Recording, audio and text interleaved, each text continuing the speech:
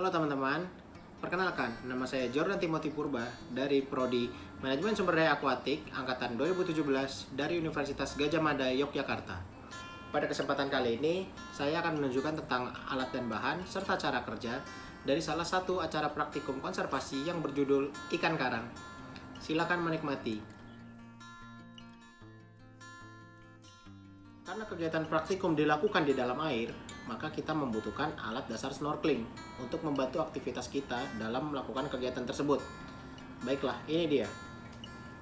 Alat dasar snorkeling tersebut berupa mask, snorkel untuk membantu kita bernafas di dalam air, dan fin untuk membantu pergerakan kita di dalam air. Lalu GPS atau Global Positioning System. Telur di samping saya ini saya ibaratkan GPS. Fungsi dari GPS yaitu untuk mencatat koordinat, titik koordinat, atau lokasi tempat pengambilan data dilakukan. Yang ketiga, kita membutuhkan roll meter. Gunanya untuk memasang garis transect. Selanjutnya kita memerlukan underwater kamera untuk mendokumentasikan hasil pengamatan di bawah air. Nah, ini HP di sebelah saya ini saya ibaratkan sebagai underwater kamera. Underwater paper. Nah, underwater paper ini kita gunakan untuk mencatat data selagi kita berada di dalam air. Pensil. Selanjutnya kita memerlukan papan clipboard untuk menaruh kertas underwater paper tadi agar memudahkan kita dalam mencatat data. Memerlukan satu botol berukuran 330 ml sebagai botol sampel air yang digunakan untuk menyimpan air sampel. Kita memerlukan termometer untuk mengukur suhu udara dan suhu air. Pulpen di samping saya ini saya ibaratkan sebagai termometer. Kita memerlukan pH meter untuk mengukur besaran pH air. Refraktometer itu digunakan untuk mengukur besaran salinitas pada air. Terakhir kita membutuhkan lembar identifikasi jenis ikan karang. Nah, HP di sebelah saya ini saya ibaratkan sebagai lembar identifikasi jenis ikan karang yang sudah terdiri dari identifikasi jenis-jenis ikan pada karang.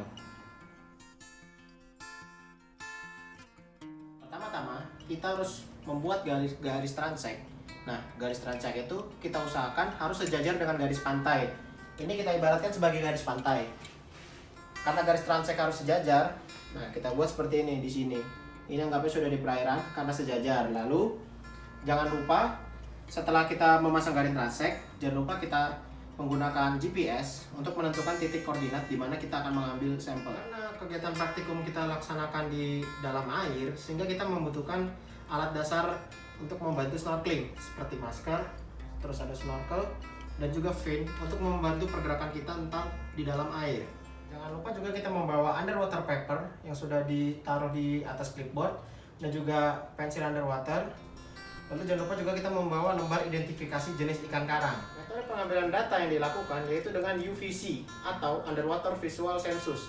Nah, jadi untuk metode tersebut yaitu kita berenang di atas garis transect ya, sejajaran garis transect sambil menyelam. Lalu kita melihat data ikan yang ada di kiri kita nih, di kiri dan di kanan dengan jarak pandang yaitu 2,5 meter dan jarak pandang ke kiri 2,5 meter. Jadi masing-masing jarak 2,5 meter, 2,5 meter. Lalu kita catat ikan yang kita amati sepanjang 50 meter. Jadi kira-kira seperti ini. Ini garis transect. Ceritanya saya sedang menyelam, menyusuri garis transect. Lalu kita lihat jarak ke kiri sejauh 2,5 meter sepanjang penggaris ini, dan jarak ke kanan sepanjang 2,5 meter jarak pandang. Lalu kita harus berenang sampai 50 meter sembari mengambil data. Seperti ini misalnya ada ketemu ikan. Nah, untuk pengambilan data ini kita bisa langsung saja memfotonya dengan underwater kamera ataupun mencatatnya langsung. Jadi cara pengambilan datanya bisa berupa dari hasil dari underwater kamera kita. Kita lihat hasilnya, hasil foto yang kita dapat. Lalu kita samakan dengan lembar identifikasi jenis ikan, barulah kita isi datanya. Atau juga bisa berupa pencatatan langsung. Jadi sambil kita snorkeling, sambil kita lihat ada jenis ikan apa, lalu kita tambahkan jenis ikan tersebut di lembar data. Setelah itu kita nanti akan mendapatkan hasil seperti ini. Misal contohnya kita mendapat ikan mayor berupa Pomancetridae sebanyak 20 ekor.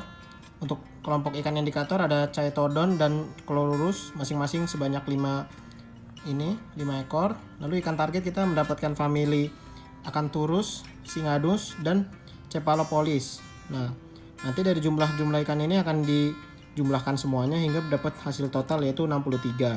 Selanjutnya data yang kita dapat tadi akan kita olah lebih lanjut di laboratorium.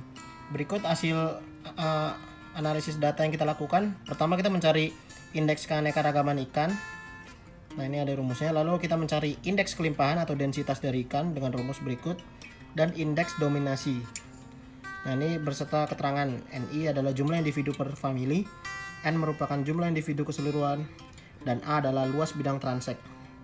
Lalu, untuk pengukuran parameter fisik kita dapat menggunakan termometer, yaitu untuk mengukur suhu air dan suhu udara. Caranya kita tinggal letakkan saja misalnya termometer di udara untuk mengukur suhu udara selama 5 menit sampai suhu di termometer ini stagnan sehingga kita mendapatkan hasil.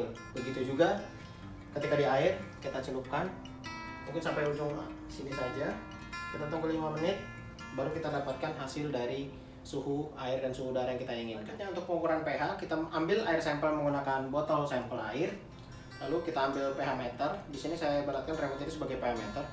Kita celupkan saja ujungnya, lalu ntar akan timbul indikator pH di layar yang ada di sini. Dan terakhir, untuk pengukuran parameter salinitas air, kita menggunakan refraktometer.